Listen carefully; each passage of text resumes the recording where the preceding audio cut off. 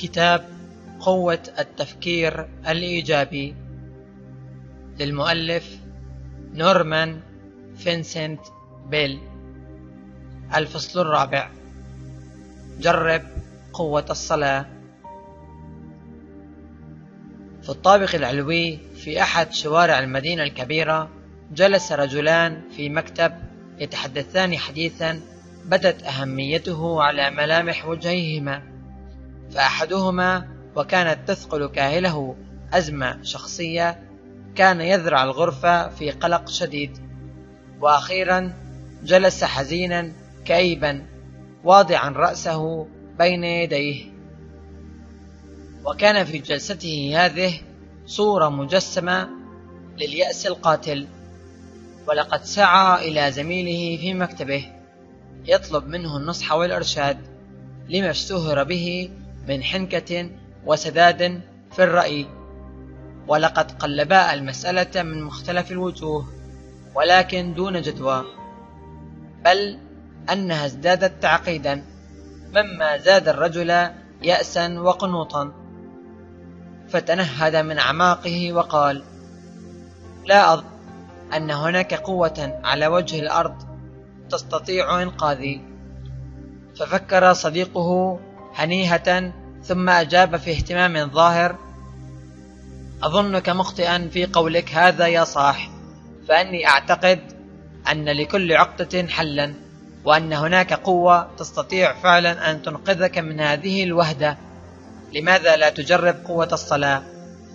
فأجابه الآخر بشيء من الدهشة: أنني أعتقد في الصلاة ولكنني لا أعرف كيف أصلي. إنك تتحدث عنها كما لو كانت شيئا عمليا في حياتك، ولم يخطر ببالي قط أن أنظر إليها بهذا الشكل، ولكني على استعداد لأجربها لو أريتني كيف أصلي. وهكذا طبق الأساليب الفنية للصلاة العملية، وفي الوقت المعين حصل على الجواب، إذ تطورت الأمور لصالحه. ولا يعني هذا أنه لم تكن لديه صعاب، لأنه جاز في أزمات عنيفة، ولكنه عرف كيف يتغلب عليها في النهاية. وهو الآن يثق في الصلاة وقوتها بحماس شديد. وقد سمعته مؤخرا يقول أن لكل معضلة يمكن حلها على الوجه الأكمل لو داومت الصلاة لأجلها. أن الأخصائيين في العلاج الجسماني والمهتمين برفاهية الإنسان كثيرا ما يستعملون الصلاة في علاجهم، فالعجز والتوتر والآفات الشبيهة بهما كثيرا ما تنتج عن الحاجة إلى التوافق النفسي. وكم ندهش إذ نجد أن الصلاة قوة هائلة في العمل على الموائمة بين الجسم والروح. قال أحد الأطباء النفسيين بينما كان يدلك أحد مرضاه العصبيين: الله يعمل عن طريق يدي ليهب الراحة لجسمك الذي هو هيكل لروحه، وبينما أنا أعمل على تهدئة هذا الهيكل الخارجي أريدك أن تضرع إلى الله ليهبك السلام الداخلي. وكانت هذه فكرة جديدة على ذهن المريض، ولكنه تقبلها قبولا حسنا، وسمح لبعض أفكار السلام أن تمر خلال عقله، ودهش للتأثير الذي نجم عنها، إذ شعر بالهدوء النفسي العميق. تمرس جاك سميث في أعمال كثيرة، وانتهى به المطاف إلى أنه فتح ناديا للاستشفاء، وكان في هذا العمل كثيرون من علية القوم. وكان سميث يؤمن بقوة الصلاة في العلاج ويستخدمها مع مرضاه، ويقول أنه في محاولته أن يجعل المريض يسترخي جسديا فإنه يعمل في نفس الوقت على أن يجعله يسترخي روحيا. ويقول: إنك لن تستطيع أن تجعل إنسانا يصح جسديا إلا إذا جعلته يصح روحيا. وفي أحد الأيام زاره الممثل والتر هوستون في مكتبه، فلاحظ لافتة كبيرة وعليها هذه الحروف: صاد واو تاء قاف لام ألف نون ألف. فسأله مستغربا عما تعنيه هذه الحروف، فابتسم جاك سميث وأجابه: إنها تعني الصلاة الواثقة تطلق القدرات اللازمة لإنجاز النتائج الإيجابية. ففغر هوستون فاه دهشة وأجاب: لم أكن أتوقع قط أن أرى شيئا من هذا القبيل في ناد للاستشفاء. فأجابه سميث: إني أستخدم وسائل كهذه لأثير في الناس حب الاستطلاع ليسألوا عما تعنيه هذه الحروف، وبذلك يتيحون لي الفرصة ليخبرهم أن الصلاة الواثقة تأتي دائما بالنتائج المرجوة. إن جاك سميث الذي يحاول أن يعين الناس على الاحتفاظ بقواهم الجسمية يعتقد أن الصلاة أداة هامة في هذا السبيل، إن لم تكن أكثر أهمية من التمرينات الرياضية وحمامات البخار والتدليك. إنها عامل حيوي في إطلاق القدرات الكامنة. الناس اليوم يصلون أكثر من ذي قبل، لأنهم يجدون أن الصلاة تزيد من كفايتهم الشخصية وتساعدهم على الاحتفاظ بالقوى واستخدامها بحكمة إن لم يكن لهم بها سابق عهد. قال أحد علماء النفس المشهورين: الصلاة أكبر قوة لدى الشخص لحل معضلاته الشخصية، فإن قوتها تذهلني. إن قوة الصلاة مظهر الطاقة، فكما أنه توجد أساليب علمية لإطلاق الطاقة الذرية، فكذلك توجد إجراءات علمية لإطلاق الطاقة الروحية عن طريق الصلاة. وما أوضح الأدلة التي تبرهن على هذه الحقيقة. وتستطيع قوة الصلاة أن تتغلب حتى على تراكم السنين، بأن تجعل المرء يتجنب أو على الأقل يحد من ضعفه وتدهوره. فليس من الضروري أن يفقد الطاقة الأصلية أو القوة الحيوية أو يصبح ضعيفا واهنا نتيجة للتقدم في العمر. وليس من الضروري أيضا أن تضعف الروح أو تصبح آسنة خاملة، فإن الصلاة تستطيع أن تنعشك كل مساء وتملأك قوة كل صباح، وتستطيع أن تحصل على الإرشاد في كل الأمور إذا سمحت للصلاة أن تنفذ إلى أعماق العقل الباطن، الذي هو مركز القوة التي تقرر أي طريق تتبع من الخطأ أو الصواب. إن للصلاة قوة تجعل استجاباتك للأمور صحيحة وقويمة، وإذا وجدت طريقها إلى اللاوعي يمكنها أن تشكلك من جديد وتطلق قدراتك الكامنة فائضة بغزارة. فإذا لم تكن قد خبرت هذه القوة فإنك قد تحتاج إلى أن تتعلم أساليب جديدة في الصلاة، ويحسن بك أن تدرس الصلاة باعتبارها ذات فائدة مزدوجة روحية ونفسية. إن الممارسة العلمية الروحية تتفوق على النظام الثابت، كما تتغلب أيضا في العلوم العامة. فإذا كنت قد تعودت الصلاة بطريقة خاصة وعن طريقها حصلت على بعض البركات، ولا شك أنك قد نلت بعضها، لكنك قد تصلي بطريقة أنفع بتغيير الأسلوب ومزاولة قواعد جديدة. فحاول أن تحصل على قوة ملاحظة جديدة ومارس مهارات جديدة لتحصل على نتائج عظيمة وأكيدة. ويجدر بك أن تلاحظ أنك تتعامل مع أعظم قوة في الوجود حينما تصلي. إنك لا تود أن تستعمل مصباح غاز عتيقا للإضاءة، لكنك تستخدم أحدث الوسائل لهذا الأمر. فلذلك يدأب رجال ونساء لهم سجايا روحية خاصة في اكتشاف وسائل روحية جديدة للصلاة. لهذا نسدي إليك النصح أن تجرب في صلاتك هذه الوسائل الفعالة، فإذا بدت لك غرابتها فاعلم يقينا أن سر الصلاة الفعالة هو إيجاد أنجع السبل لأن تفتح عقلك في تواضع أمام الله. فأية وسيلة إذا تجعل قوة الله تفيض في نفسك وعقلك هي قانونية وصالحة للاستعمال. ولإيضاح استعمال الأسلوب العلمي للصلاة، أذكر اختبار رجلين من أشهر رجال الصناعة، وقد اجتمع كلاهما لبحث أمر هام من الناحية الفنية والعملية. ويقال للمرء أن هذين الرجلين سيعالجان المسألة من وجهة فنية فقط، لكنهما فعلا ذلك وزادا عليه بأن صليا من أجلها أيضا. ومع ذلك فلم يحصلا على النتائج المرجوة، ولذلك استدعيا أحد خدام الله وكان صديقا لأحدهما، لأنهما تذكرا القاعدة التي جاءت في الكتاب المقدس التي تقول: لأنه حيثما اجتمع 2 أو 3 باسمي فهناك أكون في وسطهم. ثم رجعا إلى قاعدة أخرى تقول: إن اتفق 2 منكم على الأرض في أي شيء يطلبانه فإنه يكون لهما من قبلي في السماوات. ولما كان الرجلان قد شبا على احترام القواعد العلمية، فلذلك رأيا لزاما عليهما أن يتبعا في الصلاة الأسلوب الذي جاء عنها في الكتاب المقدس الذي وصفاه بأنه المرجع للأمور الروحية.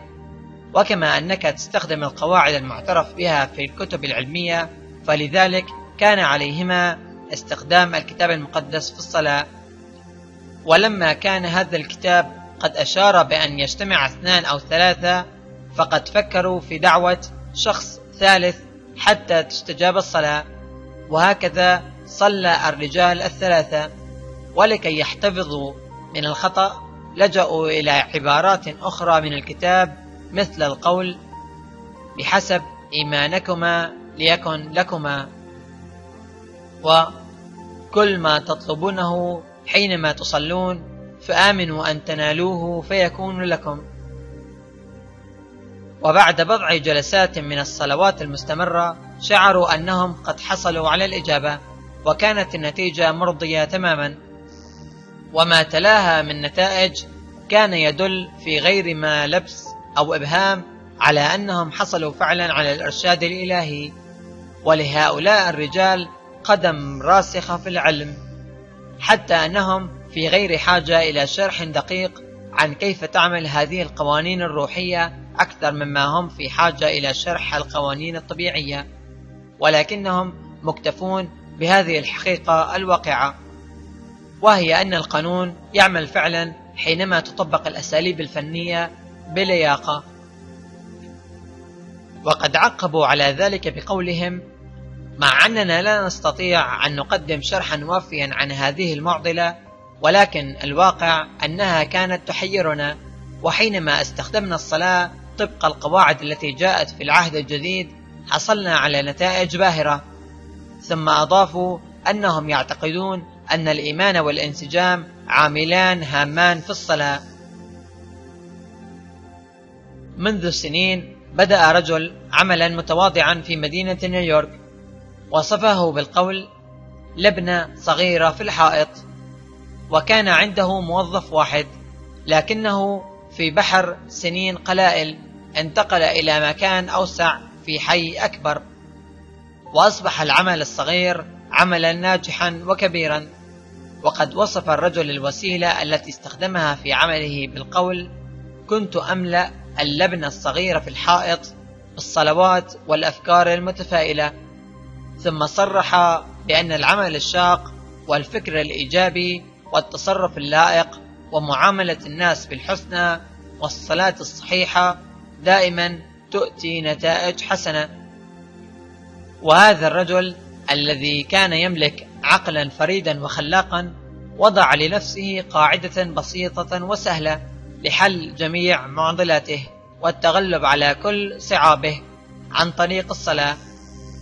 إنها قاعدة غريبة، ولكني جربتها شخصيا وتأكدت من فائدتها، وأقترحها على كثيرين من الناس ووجدوها ذات قيمة حقيقية. وها أنا ذا أقدمها لك، وهذه هي القاعدة: 1. صلي. 2. تصور. 3. حقق. 1. صلي. وكان يعني صديقي بكلمته الأولى أن يجعل الصلاة الخلاقة نظاما يوميا. فمثلا حينما كانت تقابله صعوبة ما كان يبسطها أمام الله في الصلاة في صراحة وجلاء، وفوق ذلك لم يتحدث مع الله كشخص بعيد، ولكنه كان يتخيله شخصا قريبا منه في مكتبه وفي بيته وفي الشارع وفي سيارته، كشريك له ورفيق، بل أنه حمل محمل الجد نصيحة الكتاب صلوا بلا انقطاع، وكان يفسرها على أنها تعني أن يتحادث مع الله في غير ما كلفة وبطريقة طبيعية عما يعني له من الأمور وكيف يتصرف إزاءها. وكانت النتيجة أن الشعور بحضور الله تملك عقله الواعي، وفي النهاية سيطر على عقله الباطن، ولذلك أصبحت حياته كلها صلاة، إذ كان يصلي وهو يمشي أو يسوق عربته أو وهو يؤدي أي عمل من الأعمال. وبالاختصار كان يعيش في الصلاة، ولم يكن من الضروري أن يركع ويقدم صلاته، ولكنه كان يكلم الله كما يتحدث مع رفيق أو شريك، كأنه يقول له مثلا: ماذا أفعل في هذا الأمر يا رب؟ أو أعطني فكرا ثاقبا بخصوص هذا الأمر يا سيدي. لقد جعل عقله صلاة، ولذلك فقد كان يؤدي أعماله كلها بالصلاة. 2. تصور. النقطة الثانية في وصفته عن الصلاة الخلاقة هي التصور. إن العامل الأساسي في الطبيعة هو القوة، والعامل الأساسي في علم النفس هو الرغبة التي يمكن تحقيقها. فالرجل الذي يأخذ على عاتقه أن ينجح غالبا ما يحقق ما يصبو إليه، وكذلك من يتوهم الفشل فسيفشل، وهكذا. فحينما يتصور المرء الفشل أو النجاح بصورة قوية في مخيلته، فإنه يكون بذلك مسوقا لتحقيق الصورة كما يتخيلها ذهنه. وعليك حينما تتوقع حدثا ذا قيمة أن تصلي أولا من أجله، وترى إن كان موافقا لمشيئة الله، ثم بعد ذلك اطبع صورة له في ذهنك كشيء حادث فعلا، وامسك بهذه الصورة بقوة في عقلك الواعي، ثم داوم على تقديمها في خضوع لمشيئة الله. أو بمعنى آخر، ضع الأمر كله بين يدي الله واتبع إرشاده، ثم أعمل جاهدا وبنصح، وهكذا تمم ما عليك للحصول على النجاح في هذا الأمر. ثم لا تدع إيمانك يخبو، واستمر طابعا الصورة في ذهنك. افعل كل هذا وستدهش للطرق العجيبة التي بها تتحقق لك هذه الصورة، وبذلك تجد أن ما صليت له ثم تصورته قد حققته وفقا للرغبة التي كنت تسعى لإدراكها. ويرجع ذلك إلى أنك قدمت هذه الصورة لله مبتهلا لأجلها، وفي نفس الوقت أعطيت من ذات نفسك لتحقيقها. ولقد جربت بنفسي هذه الصلاة المثلثة الأركان، وحصلت بواسطتها على قوة طاغية، ولذلك اقترحتها على كثيرين آخرين، وقرروا بدورهم أنها وهبتهم قوة جبارة في حياتهم. فمثلا اكتشفت سيدة أن زوجها فترت محبته لها بعد زواج ناجح وسعيد، ويرجع ذلك إلى أن السيدة انشغلت كثيرا في الجمعيات الترفيهية، وانكب الرجل على عمله، وقبل أن يدري كلاهما وجدا أن العلاقة بينهما كادت تتلاشى. ويوما من الأيام اكتشفت الزوجة أن رجلها قد تعلق بامرأة أخرى، ففقدت صوابها ولجأت إلى الراعي تستشيره في هذا الأمر الجلل. وحول الراعي الحديث بمهارة إلى السيدة نفسها، فاعترفت أنها أهملت أمور المنزل، وأصبحت محبة لذاتها، سليطة اللسان وكثيرة الانتقاد والهذيان. ثم أضافت أيضا أنها كانت تشعر دائما بمركب النقص تجاه زوجها، إذ لم تكن تضارعه علما أو مركزا، فاتخذت إزاءه موقفا عدائيا ظهرت آثاره في المشاكسة والانتقاد. ولاحظ الراعي في أثناء الحديث أن المرأة تملك من المواهب والقدرات وسحر الأنوثة أكثر مما أفصحت عنه، ولذلك اقترح عليها أن تصور لنفسها صورة المرأة المقتدرة الجذابة، ثم أشار إليها من طرف خفي أن الله يدير صالونا للجمال، وأنه باستخدام الأساليب الفنية للإيمان يمكن لها أن تحصل على جمال في الوجه ومرونة في السلوك. ثم أعطاها بعض الإرشادات عن كيفية الصلاة الواثقة وكيفية التصور الروحي لما يمكن أن تكون عليه، ونصحها أن تمسك بصورة ذهنية لأيامها الجميلة السابقة مع زوجها، وأن تحاول أن تذكر طيبة هذا الزوج وحسن معاملته لها، ثم لا ترخي هذه الصورة بل ترفعها دائما أمام مخيلتها بالإيمان، وبذلك وضع أمامها فرصة نصرة لا تضارع. وفي هذه الأثناء أخبرها زوجها أنه يريد الطلاق، فكظمت المرأة غيظها وتقبلت منه الخبر في هدوء، وأجابته أنها على استعداد لتنفيذ رغبته إذا أراد ذلك، ولكنها رجته أن يؤخر هذا القرار لمدة 90 يوما وبعدها يكون القرار نهائيا. فنظر إليها متفحصا مندهشا من هدوئها، لأنه كان يتوقع أن تثور في وجهه. وليلة بعد ليلة ترك الرجل منزله كعادته، ولكنها هي مكثت في البيت وكانت تتصوره جالسا في مقعده، مع أنه في حقيقة الأمر لم يكن موجودا، ولكنها ما فتئت تتخيله جالسا يقرأ كما كان يفعل في الأيام الأولى من زواجهما، بل لقد كانت تتصوره يجوس خلال البيت يصلح الشبابيك والأبواب ويدهن الحوائط، بل كانت تراه وهو في المطبخ ينشف الأطباق، بل وذهبت أبعد من هذا فرأته يلعب معها الجولف ويقفزان معا في فرح وهناء. وكانت الزوجة تمسك بهذه الصورة في ذهنها بإيمان شديد. وفي إحدى الأمسيات وجدت زوجها فعلا جالسا أمامها في الكرسي الذي اعتادت جلوس عليه، فلم تصدق عينيها بادئة ذي بدء، وظنت أنها لا زالت في تخيلاتها، ولكنها رأته فعلا جالسا يقرأ. ومع أنه كان يتغيب في بعض الليالي لكنه استكان إلى البيت أكثر، بل دهشت الزوجة إذ وجدته في إحدى الليالي يقرأ على مسمعها كما كان يفعل في الماضي. ثم ما لبث أن قال لها في إحدى العصارى: ماذا تقولين يا عزيزتي في لعبة من الجولف معا؟ وهكذا مرت الأيام في فرح وحبور، إلى أن أدركت أنها الآن في ليلتها 90.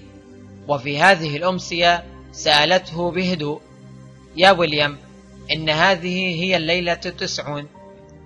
فأجابها الزوج مندهشا: ماذا تعنين بالليلة 90؟ فقالت له: ألا تذكر؟ لقد عقدنا اتفاقا أنه بعد 90 يوما نقرر أمر الطلاق، وهذه هي الليلة 90.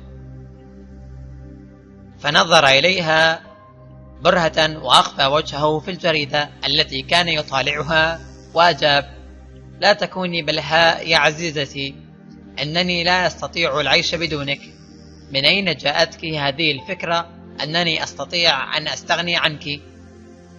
وهكذا نجحت الوصفة تماما، إذ أن المرأة صلت ثم تصورت ثم سعت جادة نحو تحقيق الهدف، وبذلك حققت ما كانت تصبو إليه، وحلت الصلاة معضلتها ومعضلة زوجها أيضا.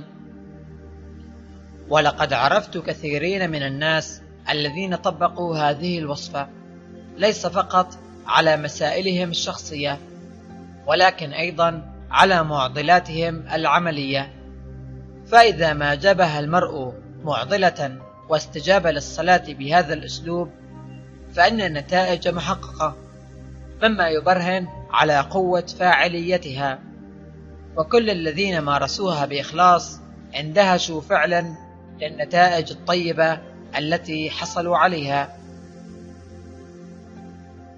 حضرت وليمة في أحد المحافل الصناعية، وجلست على مائدة الخطباء، وكان بجانبي رجل يبدو عليه شيء من الفظاظة، ولكنه بالرغم من ذلك جذاب.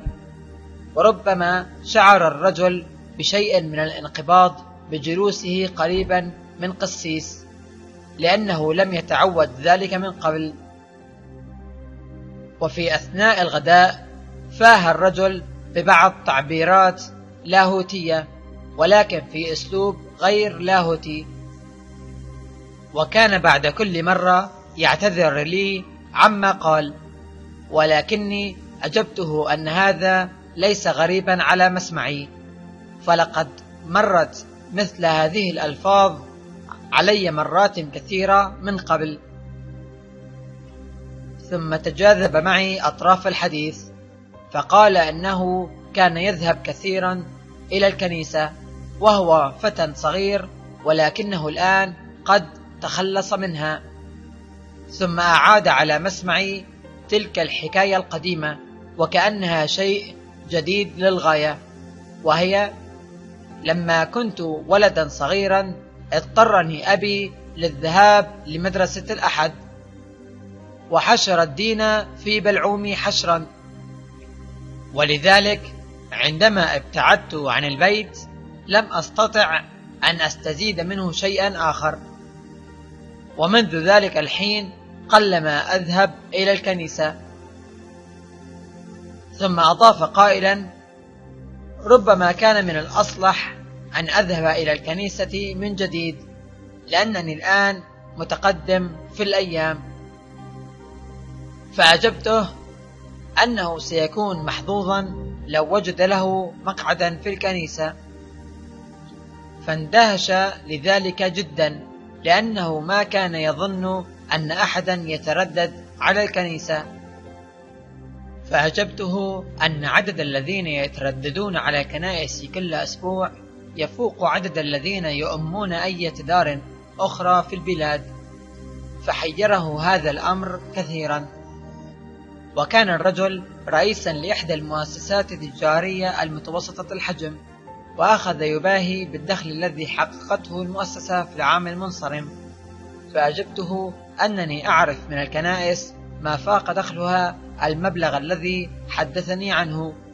فوقع هذا الخبر عليه وقع الصاعقة، ولاحظت أن احترامه للكنائس أخذ يتزايد بسرعة. ثم أخبر عن آلاف الكتب الدينية التي تباع أكثر من أي نوع آخر من الكتب، فعقب قائلا: ربما تكونون أنتم يا رجال الدين متفوقين في هذا المضمار. وبينما نحن في هذا الحديث، إذا بشخص آخر انتقل إلى مائدتنا وحدثني في شيء من الحماس قائلا أن شيئا مذهلا قد حدث له، ثم استطرد قائلا أنه كان يشعر بكثير من خيبة الأمل، ولم تسر الأمور وفق هواه، ولذلك قرر أن يقوم بإجازة لمدة أسبوع.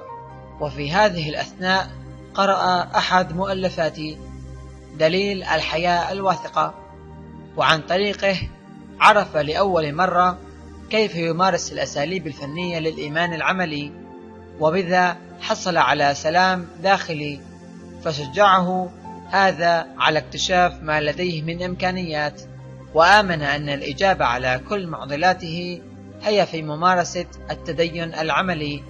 ثم استطرد قائلا: بدأت أمارس القواعد الروحية كما جاءت في كتابك، وآمنت أنني بمساعدة الله سأحقق جميع الأهداف التي كنت أسعى لتحقيقها.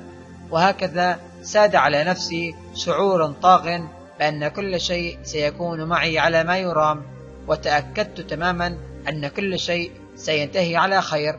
وهكذا بدأت أنام نوما عميقا، وتحسن شعوري، وشعرت كما لو كنت قد تناولت منوما. إن تفهمي للأساليب الروحية وتطبيقها كانا نقطة التحول في حياتي.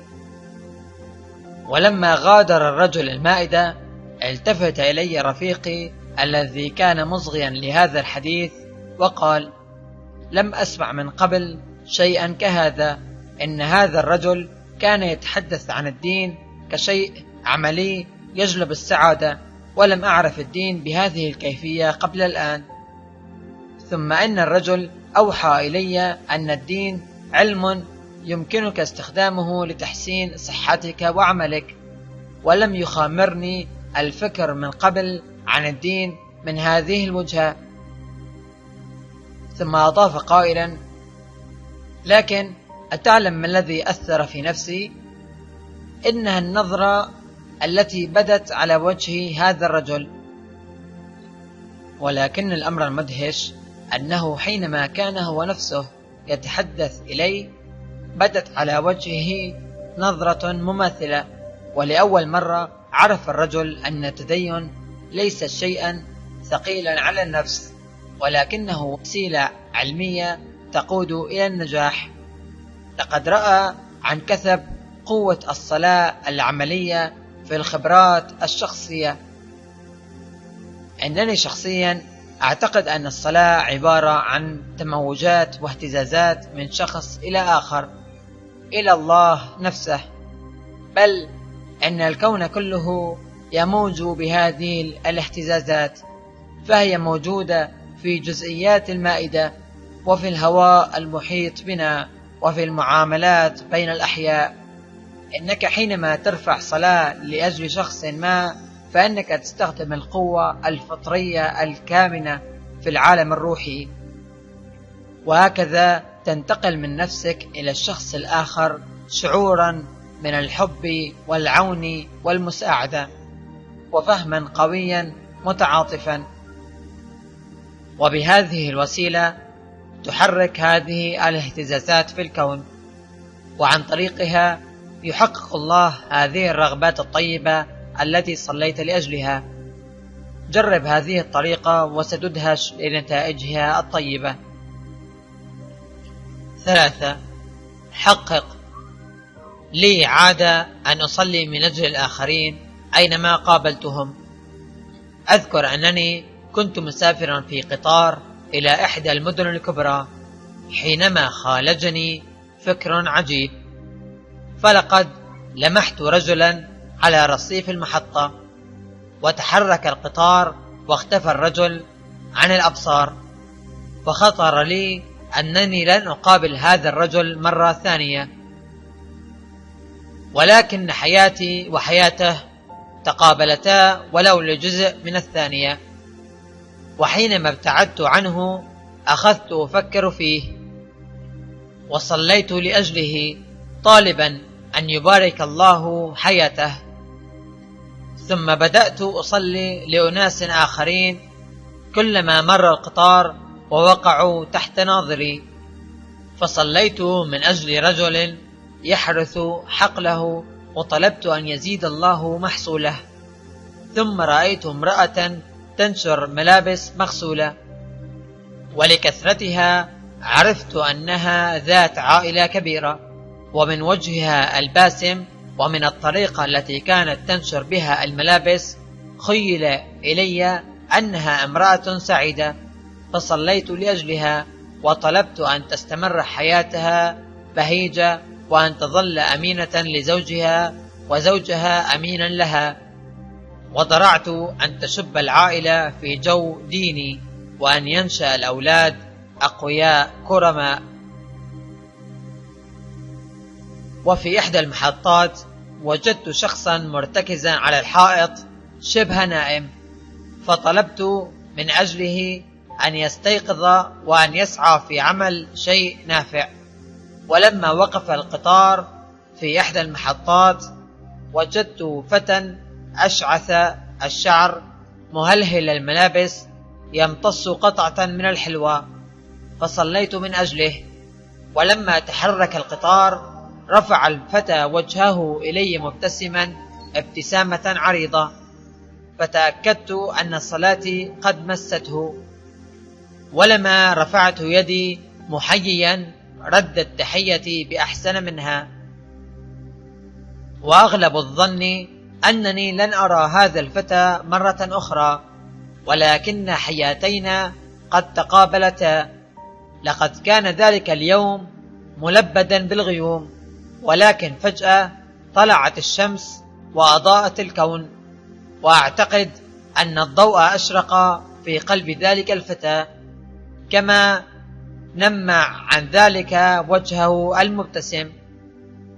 ولقد شعرت بسعادة غامرة، لأني تيقنت أن قوة الله كانت تتحرك في دائرة تربطني بالولد، ثم ترتد مرة أخرى لله، وكان كلانا تحت تأثير قوة الصلاة.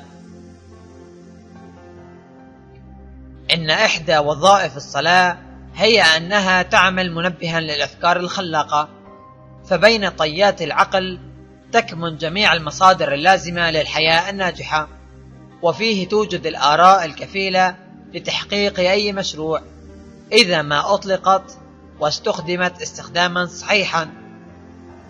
وحينما يقول العهد الجديد ملكوت الله داخلكم، فإنه يؤكد لنا أن الله خالقنا قد أودع في عقولنا وشخصياتنا كل القوى والقدرات الكامنة التي نحتاج إليها في الحياة النافعة البناءة، وعلينا نحن أن نستخرج وننمي هذه القدرات. لي صديق يعمل في مؤسسة ويرأس 4 مديرين، وفي فترات معينة يجتمعون معا فيما يسمونه جلسة الآراء، حيث يفضي كل عضو من ال4 بما يدور في فكره من آراء. وقد خصصوا لهذه الجلسة غرفة بدون تليفونات أو أزرارا كهربائية رنانة أو أي نوع آخر مما تجهز به المكاتب عادة، وحتى النافذة التي تطل على الشارع العمومي وضعوا لها العوازل حتى تمنع عنهم الضوضاء. وقبل بدء الجلسة يصرف الفريق 10 دقائق في صلاة صامتة وتأمل، ويتخيلون الله عاملا في أذهانهم، ويؤكد كل فرد فيهم لنفسه في صلاته الصامتة أن الله سيخرج من عقله الفكرة الصائبة التي تحتاج إليها المؤسسة. وبعد انتهاء فترة الهدوء هذه يبدأ الجميع يتحدثون، يفضي كل منهم بما يعن له من آراء، ويكتبونها على بطاقات ويضعونها على المائدة.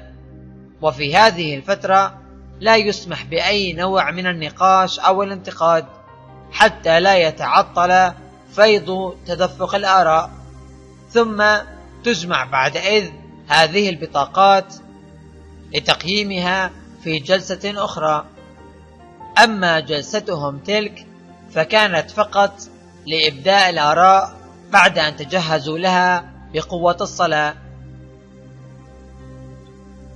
وفي بداية عقد هذه الجلسات لم تكن أكثر الآراء فيها ذات فائدة تذكر، ولكن بعد أن استمرت فترة من الزمن ارتفعت نسبة الآراء المفيدة، والآن وجدوا أن معظم الاقتراحات القيمة قد نبعت أصلا في أثناء فترة جلسة الآراء هذه. وكما قال أحد المديرين: خرجنا منها بأفكار سديدة لم تظهر فقط في كشف حسابنا السنوي، ولكننا اكتسبنا أيضا شعورا جديدا بالثقة، بل أكثر من ذلك تولد بيننا شعور الألفة، وامتد أثره إلى باقي الموظفين في الهيئة كلها. فأين إذن نجد رجل الأعمال ذا الصبغة القديمة الذي يتشدق قائلا إن الدين شيء نظري ولا مكان له في العمل أو التجارة؟ يستعمل رجال الأعمال الكفاء الناجحون أحدث وسائل الإنتاج والتوزيع والإدارة، ولقد اكتشف كثيرون منهم أن أكفأ السبل هي قوة الصلاة. إن النشطاء في كل مكان حينما يستخدمون قوة الصلاة ترتقي مشاعرهم، ويؤدون أعمالهم على الوجه الأكمل، وينامون أعمق، وتتحسن حياتهم على وجه الإجمال.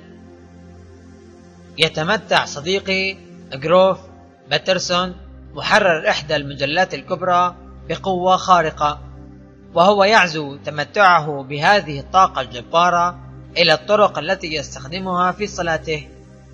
فهو مثلا يحب أن يستغرق في النوم في أثناء الصلاة، لأنه يعتقد أن عقله الباطن آنئذ في حالة استرخاء تام.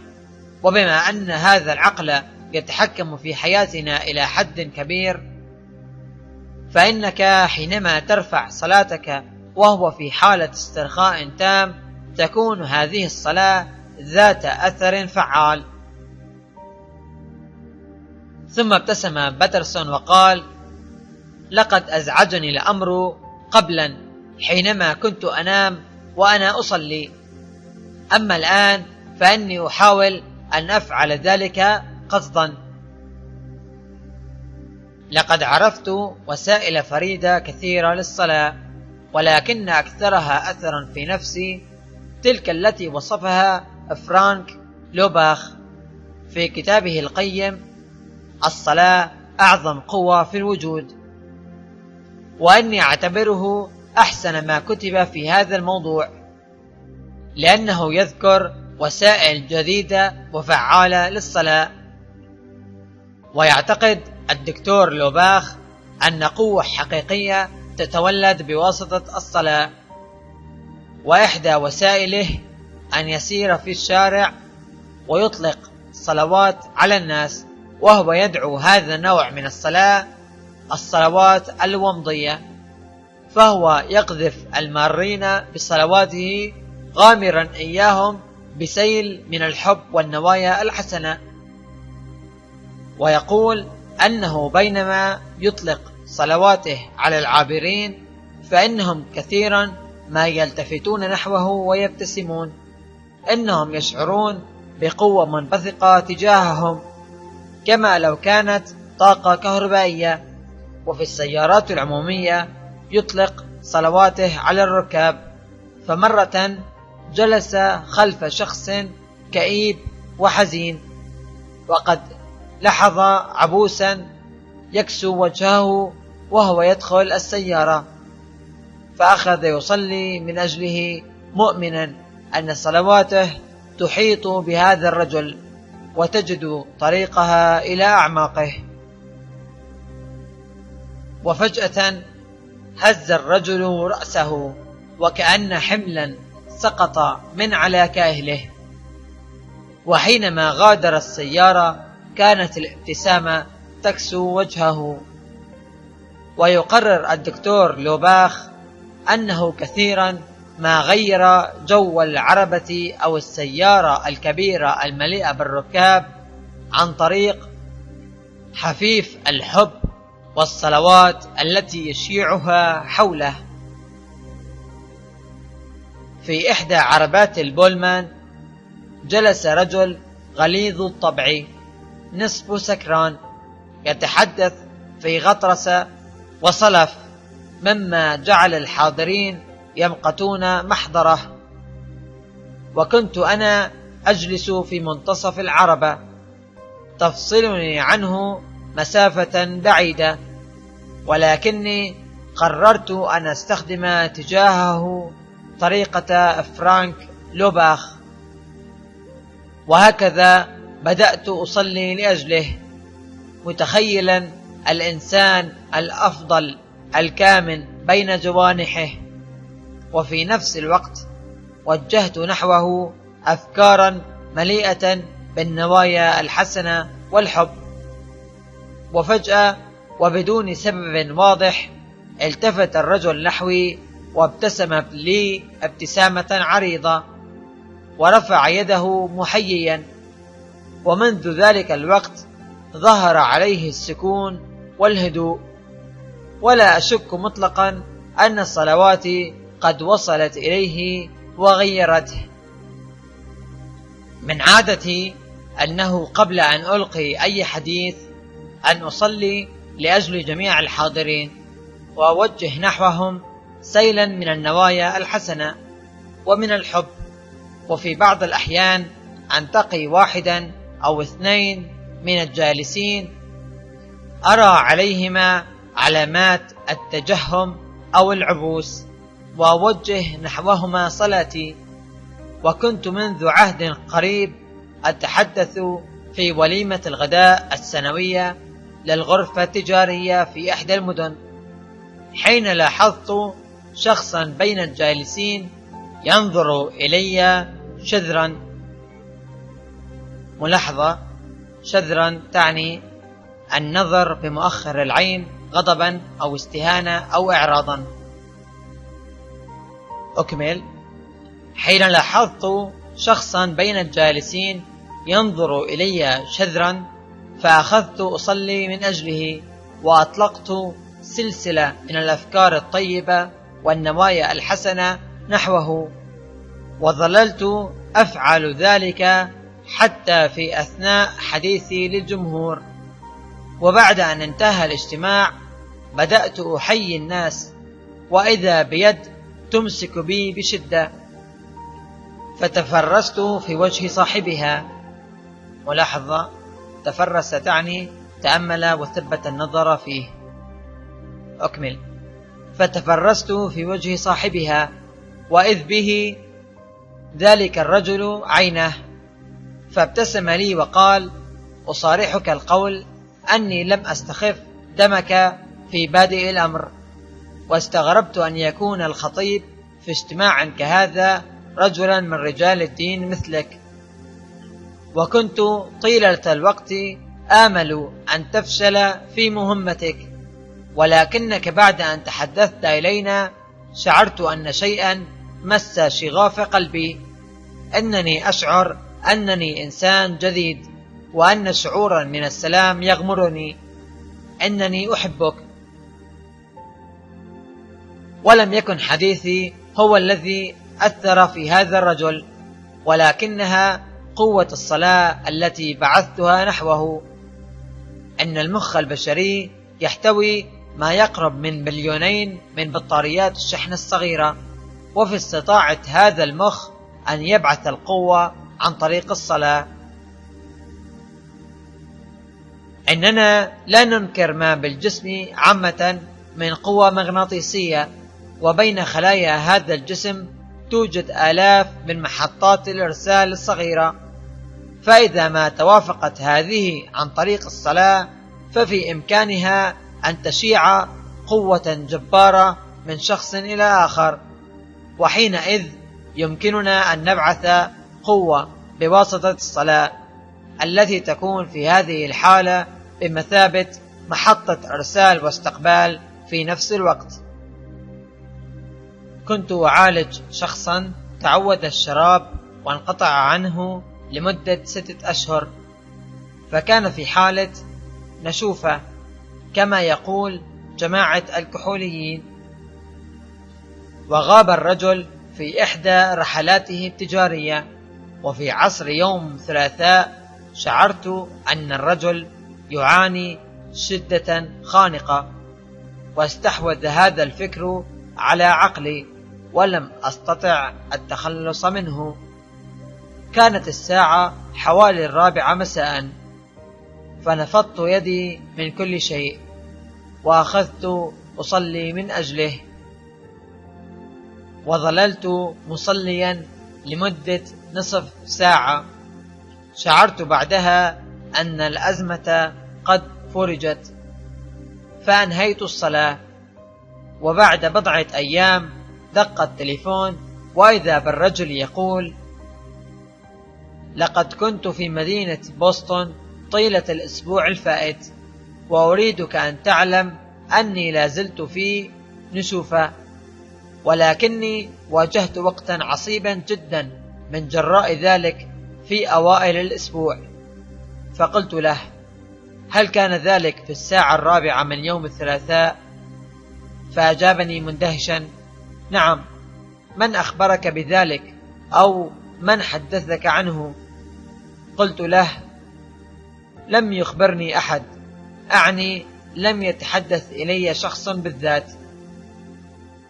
ثم وصفت له الشعور الذي انتابني في ذلك الوقت بالذات، وكيف رفعت صلاة خاصة لأجله لمدة نصف ساعة. فأجاب وقد عقدت الدهشة لسانه: كنت آنئذ في الفندق ومررت أمام البار، وراودتني نفسي أن أتناول كأسا من الخمر. احتدم الصراع في داخلي، وفكرت فيك لأني كنت في حاجة قصوى للصلاة، ثم بدأت أصلي.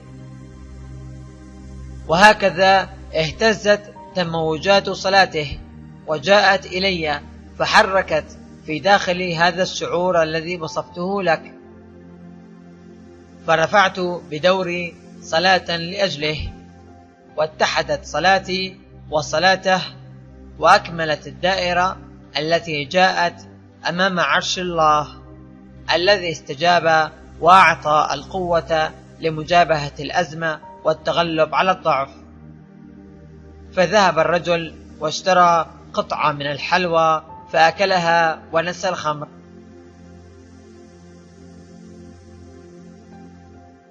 اعترفت لي سيدة متزوجة أنها كانت ملأى بمشاعر الخوف والحسد والكراهية نحو جيرانها وأصدقائها، كما أنها كانت دائما تخشى على أولادها أن يصيبهم مكروه، بمعنى أن يمرضوا أو يقع لهم حادث سيء أو يفشلوا في دراساتهم.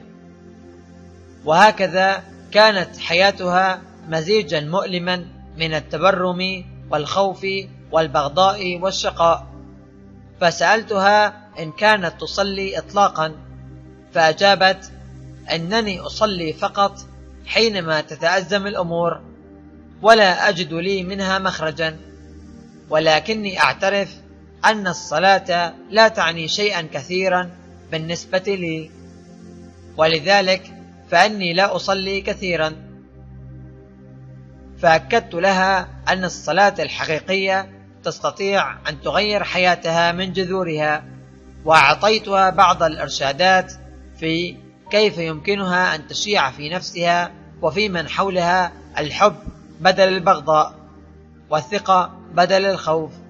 ثم اقترحت عليها أن تصلي كل صباح حينما يخرج أطفالها للمدرسة، مستودعة إياهم في يد الله للعناية والرعاية. وقد شكت السيدة في بادئ الأمر في إمكانية الصلاة، ولكنها بعد أن جربتها أصبحت من أكبر المتحمسين لها والمداومين عليها، فهي الآن تقرأ بشغف كل ما يتعلق بأحسن الوسائل والأساليب الخاصة بالصلاة، وبذلك تجددت حياتها كما يظهر من هذه الرسالة التي بعثت بها إلي حديثا. أشعر أنني وزوجي قد تقدمنا تقدما ملموسا في هذه الأسابيع الأخيرة، ونقطة التحول العظيم بدأت من تلك الليلة التي أخبرتني فيها أن كل يوم هو يوم جميل إذا بدأناه بالصلاة.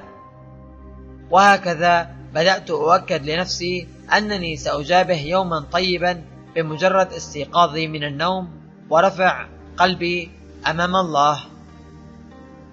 ويسعدني أن أخبرك أنني منذ أن بدأت هذه العادة لم يصادفني يوم رديء، والأمر الذي يدعو للعجب هو أن أيامي في حد ذاتها لم تصبح أسهل مما كانت، أو أنها خلت من المزعجات، ولكن لم يصبح لها الآن القوة على إزعاجي البتة.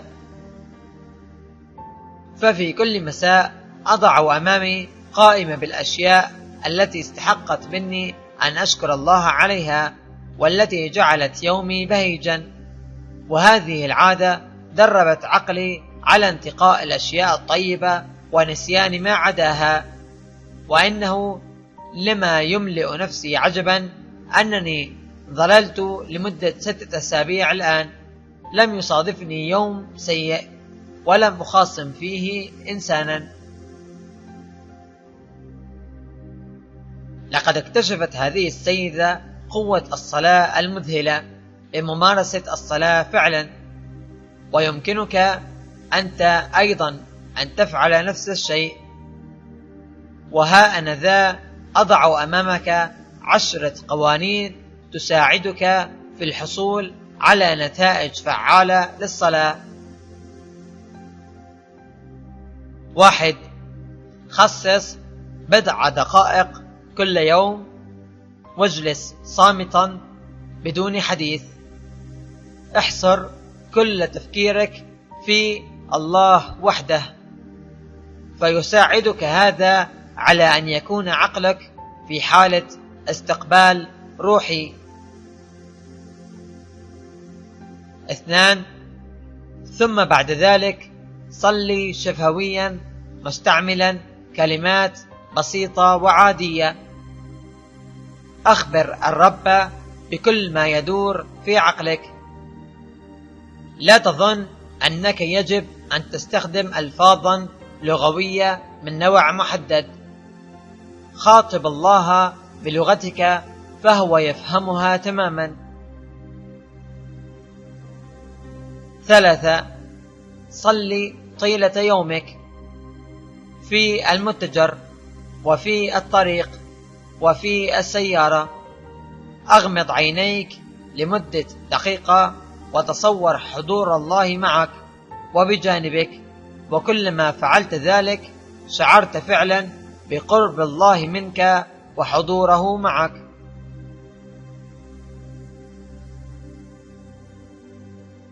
4. لا تكن في صلاتك طالبا باستمرار، بل بدل ذلك أكد بركات الله الغامرة وقدم عنها شكرا من الأعماق. 5. ليكن لك الإيمان الراسخ بأن الصلوات المخلصة الأمينة لها قدرة فائقة، ويمكنها أن تحيطك وأحبائك بعطف الله وحمايته. 6. لا تستعمل أفكارا سلبية حينما تصلي. إن الأفكار الإيجابية وحدها هي التي لها النتائج المرضية. 7. كن دائما مستعدا لأن تتقبل إرادة الله. اطلب منه ما تريد، ولكن كن على استعداد لأن تأخذ منه ما يعطيك، فقد يكون هذا خيرا مما طلبت. 7. ضع كل أمورك بين يدي الله. اطلب منه العون لأن تؤدي عملك على أكمل وجه، ثم اترك له وحده النتائج. 9. صلي لأجل الذين لا تحبهم والذين أساءوا إليك، فإن الكراهية هي حجر العثرة الأساسي أمام انسكاب القوة الروحية. 10. جهز قائمة بأسماء الذين تصلي لأجلهم، فإذا كانت صلواتك لأجل الآخرين وخاصة الذين لا تربطك بهم صلة فسوف تنتفع كثيرا منها. الفصل الرابع بصوت طه فهد.